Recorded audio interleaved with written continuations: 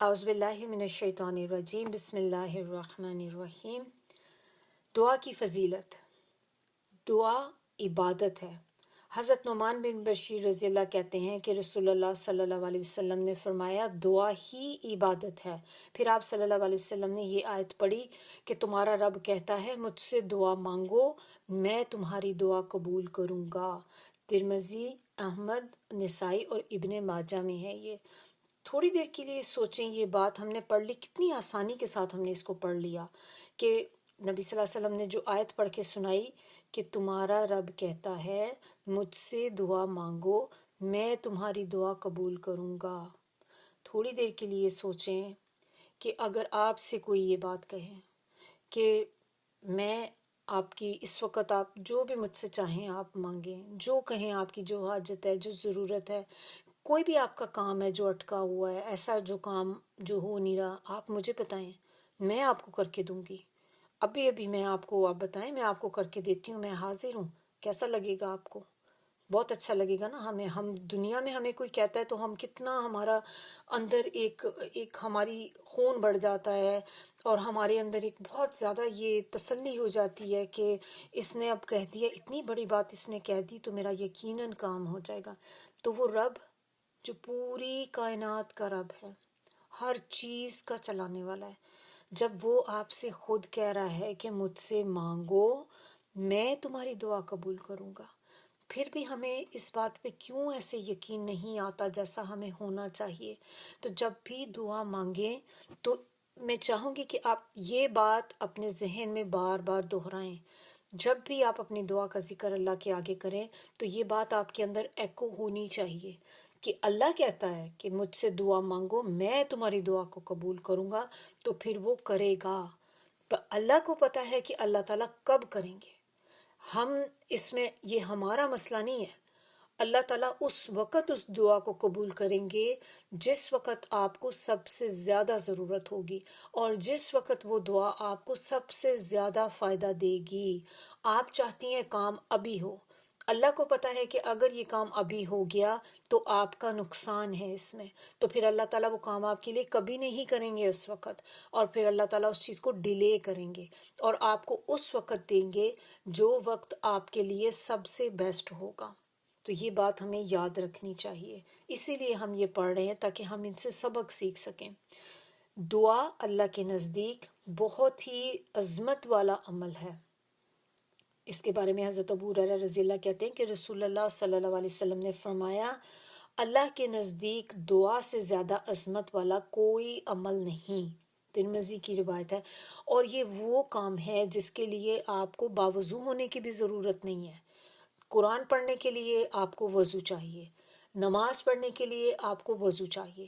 پھر انسان لمیٹڈ ہو جاتا ہے کہ ابھی میرا وضو نہیں، میں قرآن نہیں پڑھ سکتی، وضو نہیں ہے، نماز نہیں پڑھ سکتی۔ دعا چلتے پھرتے مانگیں، کام کرتے وقت مانگیں، ڈرائیو کرتے وقت مانگیں، دعا کی کوئی قید نہیں۔ اور پھر ابھی تک ہم نے جو چیزیں پڑھی اس میں ہمیں پتہ چلا کہ دعا خود ایک عبادت ہے۔ تو جب آپ دعا کر رہے ہیں تو آپ ایک طرح سے عبادت میں مصروف ہیں اور اللہ کے نزدیک یہ بہت بڑی عظمت والا عمل ہے۔ پھر دعا کے بارے میں ایک اور بڑی امپورٹنٹ چیز ہے کہ دعا سے تقدیر بدل جاتی ہے۔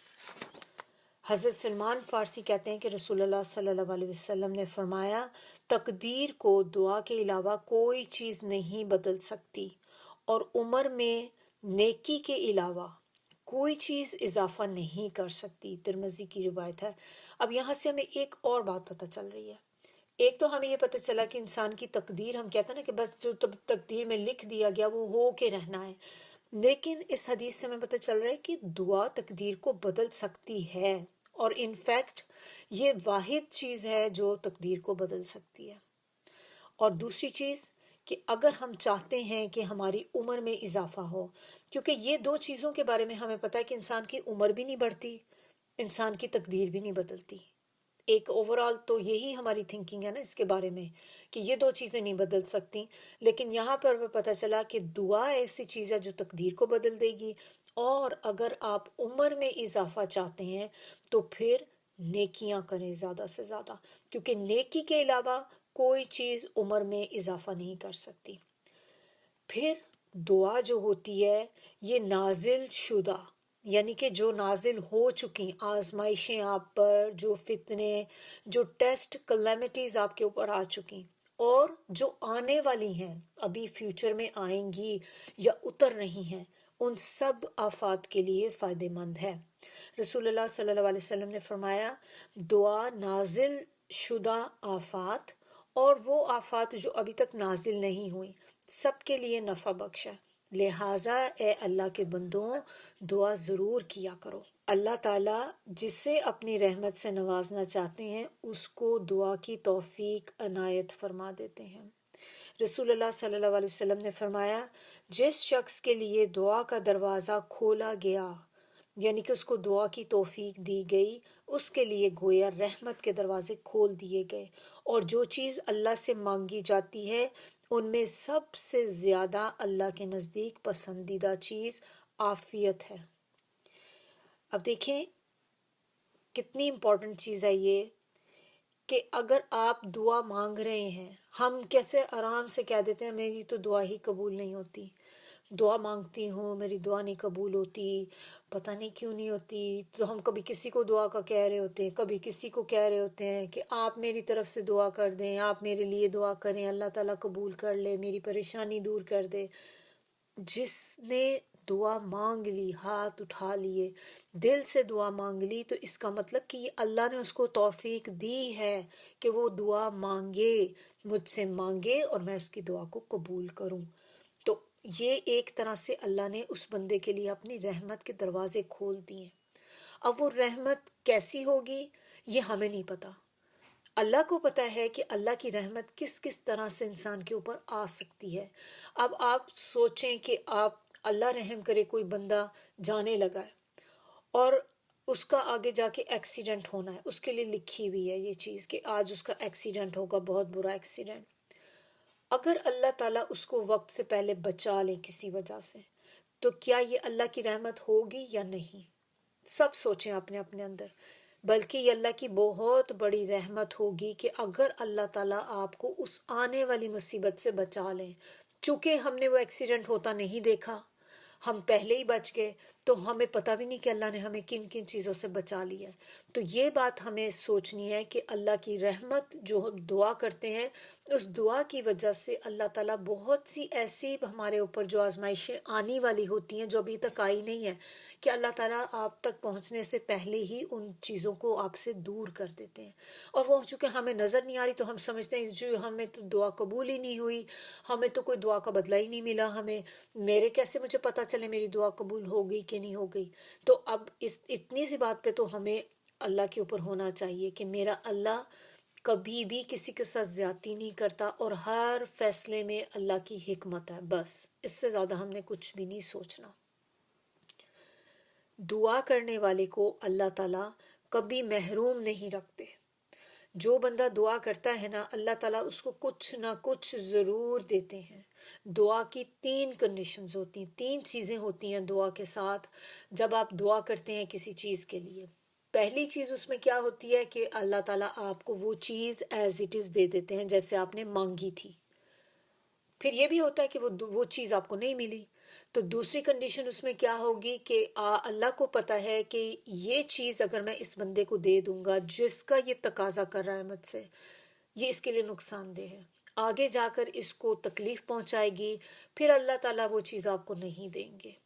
اس کی بجائے اللہ تعالیٰ اس کا کوئی سبسٹیٹیوٹ آپ کو دے دیں گے، کوئی آلٹرنیٹیو دے دیں گے، کوئی ایسی چیز آپ کو دے دیں گے کہ جو آپ کے لیے فائدہ مند ہوگی۔ اب ضروری نہیں ہے کہ وہ آلٹرنیٹیو آپ کو پسند بھی آئے، کیونکہ زیادہ تر یہی ہوتا ہے کہ جس چیز کے بارے میں ہم مانگ رہے ہوتے ہیں ہمیں بس وہی چیز چاہیے ہوتی ہے۔ جیسے بچے ہوتے ہیں نا، ضد کرتے ہیں، نہیں میں نے بس یہی لینا ہے، ابھی لینا ہے، ابھی لینا ہے، اور یہی لینا ہے میں نے، تو اس کو کوئی آپ اور چیز پکڑائیں تو بچہ اس کو دور پھینک دیتا ہے۔ تو اسی طرح انسان کی بھی فطرت ہوتی ہے کہ جب آپ جو چیز آپ کے دماغ میں بسی ہوئی ہے نا میں نے یہی لینی ہے، تو اگر اس کا سبسٹیٹیوٹ دیا جاتا ہے تو آپ اس کو خوشی خوشی لیتے نہیں ہیں۔ لیکن اس وقت بھی آپ کو یہ سوچنا چاہیے کہ اگر اللہ نے اس کی جگہ پہ مجھے یہ چیز دی ہے تو یقیناً یہ چیز میرے لیے اس سے زیادہ بہتر ہے، اسی لیے میرے رب نے مجھے یہ چیز دی ہے۔ آخر آفٹر آل آپ دیکھیں کہ وہ رب جس نے ہمیں پیدا کیا ہے، کیا وہ نہیں جانتا کہ ہمارے ساتھ کیا ہونے والا ہے؟ جس نے ہمیں بنایا ہے، جس نے ہر چیز ہماری تقدیر لکھی ہے، بلکہ ہر بندے کی تقدیر لکھی ہے، تو اس کو تو ہر چیز کا ہمارے پتہ ہے کہ ہمیں کون سی چیز فائدہ دے گی، کون سی نہیں دے گی۔ دعا کے لیے ہاتھ اٹھانے مسنون ہے۔ حضرت سلمان فارسی رضی اللہ کہتے ہیں کہ رسول اللہ صلی اللہ علیہ وسلم نے فرمایا، تمہارا رب بڑا حیا کرنے والا ہے اور سخی ہے۔ جب بندہ اس کے حضور ہاتھ اٹھاتا ہے تو انہیں خالی ہاتھ لوٹاتے ہوئے اس سے شرم آتی ہے۔ دعا کی اہمیت۔ دعا نہ مانگنے سے اللہ تعالیٰ ناراض ہوتے ہیں۔ رسول اللہ صلی اللہ علیہ وسلم نے فرمایا کہ جو شخص اللہ سے نہیں مانگتا، اللہ اس سے ناراض ہوتا ہے۔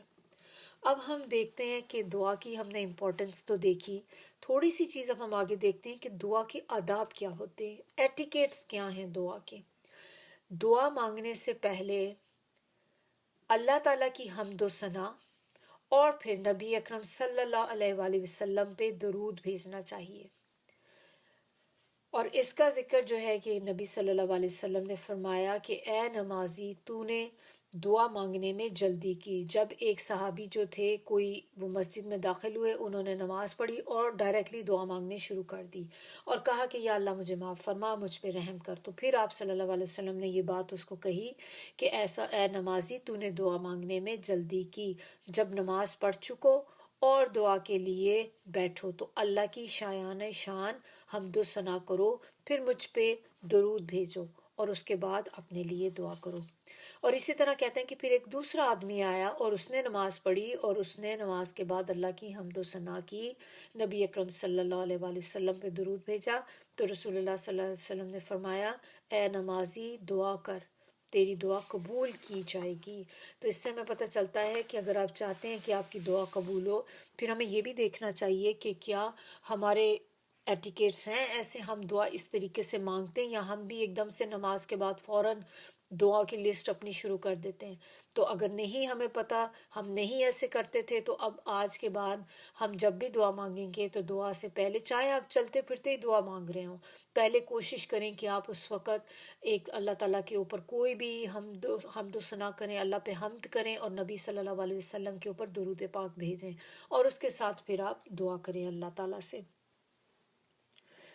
دعا مانگتے ہوئے قبولیت کا مکمل یقین رکھنا چاہیے کہ میری دعا ضرور قبول ہوگی، اور دعا مانگتے وقت آپ پوری کنسنٹریشن کے ساتھ دعا مانگیں گے، پوری خشوع کے ساتھ مانگیں گے۔ ایسا نہیں ہے کہ وہ دعا جو آپ کی ایک لسٹ بنی ہوئی ہے دعا کی، آپ اس کے بس ایک رٹی رٹائی لسٹ اب آپ بولتے جا رہے ہیں، جیسے ہمارے ریفلیکس بن جاتے ہیں نا کہ بس وہ رٹو توتے کی طرح ہم وہ بس پڑھتے جا رہے ہیں۔ ایسے نہیں دعا مانگنی، اگر ایسے دعا مانگیں گے تو دعا قبول نہیں ہوتی۔ تو رسول اللہ صلی اللہ علیہ وسلم نے فرمایا، اللہ تعالیٰ سے قبولیت کے مکمل یقین کے ساتھ دعا کرو اور یاد رکھو کہ اللہ تعالیٰ غافل اور بے دھیان دل کی دعا قبول نہیں کرتا۔ غافل اور بے دھیان یعنی کہ آپ دعا تو مانگ رہے ہیں زبان سے، لیکن دل آپ کا کہیں اور ہے، تو پھر ایسے بندے کی بھی دعا قبول نہیں ہوتی۔ دعا وہی قبول ہوتی ہے کہ جس میں آپ کی زبان اور آپ کا دل دونوں اٹیچڈ ہوں۔ دعا مانگنے سے قبل اپنے گناہوں کا اعتراف اور اظہار ندامت بھی کرنا چاہیے۔ رسول اللہ صلی اللہ علیہ وسلم نے فرمایا، جب بندہ کہتا ہے کہ تیرے سوا کوئی الہ نہیں، میں نے اپنے آپ پہ ظلم کیا ہے، میرے گناہ معاف فرما، تیرے سوا کوئی گناہ معاف کرنے والا نہیں، یعنی کہ کیا کہتے ہیں کہ لا الہ الا انت انی قد ظلمت نفسی فاغفر لی ذنوبی انہ لا یغفر الذنوب الا انت۔ اللہ تعالیٰ کو یہ بات بہت اچھی لگتی ہے، اور پھر اللہ تعالیٰ فرماتے ہیں کہ میرا بندہ جانتا ہے کہ اس کا رب ہے اور وہ معاف بھی کرتا ہے اور وہ سزا بھی دیتا ہے۔ خاص موقع پر دعا کے الفاظ 3 بار دہرانا مسنون ہے۔ رسول اللہ صلی اللہ علیہ وسلم نے فرمایا کہ جو شخص اللہ سے 3 مرتبہ جنت مانگے تو اس کے حق میں جنت کہتی ہے کہ یا اللہ اسے جنت میں داخل فرما، اور جو شخص 3 مرتبہ آگ سے پناہ مانگے تو اس کے حق میں آگ کہتی ہے کہ یا اللہ اسے آگ سے بچا لے۔ اچھا، اب سے اس سے پچھلی چیز جو ہم نے دیکھی تھی، جس میں ہم نے بات کی تھی کہ دعا مانگنے سے قبل اپنے گناہوں کا اعتراف کرنا چاہیے، تو یہ ایک اور چیز ہے اس میں جو ہم نے ایٹیکیٹس میں اب ایڈ کرنی ہے، کہ ہم نے پہلے دیکھا تھا کہ جب بھی دعا مانگنے سے پہلے ہم نے کیا کرنا ہے، اللہ تعالیٰ پہ حمد کرنی ہے، پھر اس کے بعد نبی صلی اللہ علیہ وسلم کے اوپر درود بھیجنا ہے، اور پھر اس کے بعد تیسری چیز اب اس میں جو ہم کہیں گے وہ آپ اس میں کسی بھی قسم کا استغفار آپ پڑھیں گے۔ یہ 3 چیزیں ہم نے کہہ کر پھر اس کے بعد آپ نے اپنی دعا مانگنی ہے، جو بھی دعا آپ کی ہے، اور دعا کوئی بھی آپ کی جتنی امپورٹنٹ دعا ہوگی اس کو آپ 3 دفعہ بھی ریپیٹ کر سکتے ہیں۔ کسی دوسرے کے لیے دعا مانگنے والے کو پہلے اپنے لیے پھر دوسرے کے لیے دعا مانگنی چاہیے۔ بعض اوقات ہمیں لوگ کہتے ہیں نا کہ آپ ہمارے لیے دعا کریں، تو جب آپ ان کے لیے دعا کریں گے تو آپ نے you have to make sure کہ پہلے آپ اپنے لیے دعا کریں، پھر آپ دوسرے کے لیے دعا کریں گے۔ اور یہ کیسے ہمیں پتہ چلتا ہے کہ رسول اللہ صلی اللہ علیہ وسلم جب کسی کا ذکر کرتے اور اس کے لیے دعا کرتے تو پہلے اپنے لیے دعا فرماتے تھے۔ دعا جو ہے وہ جامع مانگنی چاہیے۔ جامع دعا کا مطلب کیا ہوتا ہے کہ اس کی ورڈنگ بہت کم ہو اور اس کے میننگ بہت زیادہ ہوں، وسیع ہو، دعا بہت چھوٹی سی ہو، کمپریہنسو دعا ہو۔ بعض اوقات ہوتا ہے کہ دعائیں اتنی، ایک دعا مانگ رہے ہوتے ہیں لیکن وہ اتنی لمبی ڈیٹیل میں کر کے مانگنا شروع کر دیتے ہیں، تو وہ چیز اتنی زیادہ پسندیدہ نہیں ہے۔ تو حضرت عائشہ رضی اللہ فرماتی ہیں کہ رسول اللہ صلی اللہ علیہ وآلہ وسلم کمپریہنسو دعاؤں کو پسند کرتے تھے، یعنی کہ جو جامع دعا ہوتی تھی اس کو پسند کرتے تھے اور دوسری دعاؤں کو چھوڑ دیتے تھے جو اس طرح بہت زیادہ ڈیٹیل میں ہوا کرتی تھیں۔ اب ہم نے بات کی تھی کہ ہاتھ اٹھانے مسنون ہے دعا کے اندر، لیکن وہ لازم نہیں ہے۔ آپ ہاتھ اٹھا کے بھی دعا کر سکتے ہیں، آپ ہاتھ اٹھائے بغیر بھی دعا کر سکتے ہیں، دونوں طرح سے یہ بات جائز ہے۔ حضرت عائشہ فرماتی ہیں کہ رسول اللہ صلی اللہ علیہ وسلم نماز میں تشہد اور درود کے بعد یہ دعا مانگتے تھے: اللہم انی اعوذ بک من عذاب القبر واعوذ بک من فتنۃ المسیح الدجال واعوذ بک من فتنۃ المحیا والممات، کہ اے اللہ میں تیری جناب سے عذاب قبر، مسیح الدجال کے فتنے، موت و حیات کی آزمائش، گناہوں اور قرض سے پناہ مانگتا ہوں۔ صحیح مسلم کی روایت ہے۔ امام جب دعا کرائے تو پھر اس کو چاہیے کہ وہ دعا مانگتے وقت اپنے علاوہ باقی لوگوں کو بھی دعا میں شامل کریں، یعنی کہ ایسا نہیں ہو کہ وہ صرف انی کہہ کے دعا کرے، تو اس کو انا کہنا چاہیے۔ جیسے ہم کہتے ہیں ربنا آتینا فی الدنیا، آتینا، ہم یہ نہیں کہتے آتینی، آتینا، کہ ہم سب کو جتنے بھی ہیں، اس میں آپ کے جو گھر والے بھی شامل ہو جاتے ہیں اندر، تو اس طرح سے دعا مانگنی چاہیے۔ دعا سننے والے کو دعائیہ کلمات کے آخر میں آمین کہنا چاہیے۔ رسول اللہ صلی اللہ علیہ وسلم نے فرمایا کسی مسلمان کی اپنے بھائی کے لیے غائبانہ دعا قبول ہوتی ہے۔ جب آپ کسی کے لیے اس کی ایبسنس میں دعا کرتے ہیں تو وہ دعا قبول ہوتی ہے، اور غائبانہ دعا کرنے والے کے پاس ایک فرشتہ مقرر ہوتا ہے۔ جب وہ اپنے بھائی کے لیے کوئی بھلائی والی غائبانہ دعا کرتا ہے تو فرشتہ آمین کہتا ہے کہ اللہ تیری دعا قبول کرے، اور ساتھ ہی کہتا ہے کہ تجھے بھی اللہ ویسی ہی بھلائی عطا کرے۔ معمولی سے معمولی چیز بھی صرف اللہ سے مانگنی چاہیے۔ حضرت انس رضی اللہ کہتے ہیں کہ رسول اللہ صلی اللہ علیہ وسلم نے فرمایا تم میں سے ہر ایک کو اپنی ہر ضرورت اللہ سے مانگنی چاہیے، حتیٰ کہ جوتی کا تسمہ ٹوٹ جائے تو وہ بھی اسی سے مانگے۔ کتنی زبردست چیز ہے۔ اللہ تعالیٰ ہمیں بھی ایسی توفیق عطا کر دے کہ ہم چھوٹی سے چھوٹی چیز بھی بجائے ادھر ادھر لوگوں سے سوال کرنے کے اللہ سے کہیں، ہر چیز اللہ سے مانگے۔ دعا کرتے وقت اپنا رخ آپ قبلہ رخ کریں۔ اس کے بارے میں حضرت عمر بن خطاب رضی اللہ کہتے ہیں کہ جنگ بدر کے روز رسول اللہ صلی اللہ علیہ وسلم نے مشرکین مکہ پہ ایک نظر ڈالی، ان کی تعداد 1000 تھی، جبکہ آپ صلی اللہ علیہ وسلم کے صحابہ رضی اللہ کی تعداد 319 تھی۔ رسول اللہ صلی اللہ علیہ وآلہ وسلم نے قبلے کی طرف رخ کیا اور اپنے ہاتھ اللہ کے حضور پھیلا دیے اور پکار کر دعا کرنے لگے۔ تو اس سے ہمیں پتہ چلتا ہے کہ جب بھی کبھی دعا کرنی ہو، موقع ہے آپ کے پاس اور آپ کر بھی سکتے ہیں آسانی سے، تو آپ کا اپنا جو فیس ہے قبلے کی طرف کر لیں۔ ویسے تو اگر نہیں بھی کریں گے دعا تو آپ کی پھر بھی ہو جاتی ہے، لیکن زیادہ بہتر افضل یہ ہے کہ آپ نے جیسے خاص طور پہ کچھ بہت امپورٹنٹ دعائیں آپ نے مانگنی ہوتی ہیں تو پھر آپ قبلے کی طرف اپنا چہرہ کر کے تو دعا کو کریں گے۔